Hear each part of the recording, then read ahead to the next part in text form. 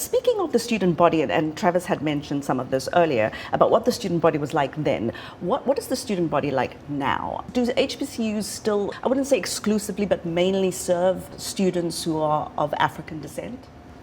I'd say they mainly serve, but not exclusively, and not even in the numbers that say they did probably a couple of decades ago. And there's a number of reasons for that. So part of our mission and our mandate, obviously, is to serve the African American community, the African diasporan community. That's an important kind of component of our mandate.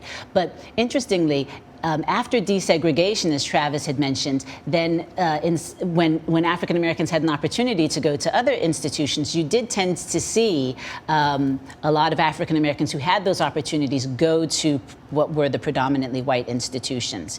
But what's really remarkable and interesting since I've been back at Howard over the past 12 years or so is you're seeing our numbers really increase quite tremendously. And the students who are coming to us now are absolutely African Americans, but it's actually the diaspora even more broadly. We have a larger student, international student body, but also the African American community in the United States. Our demographics are changing as a population, right? So you have the largest growing population of African Americans in the United States is now people of from the continent. So historically, immigration came from the Caribbean, but more recently, you're seeing a lot of immigration from African countries. So we have a lot of first, second generation African Americans or Americans of African descent, so who have those closer ties, didn't come over with slavery, but have these closer ties and connections with the African continent, which again really enriches our campus. I think that certainly drives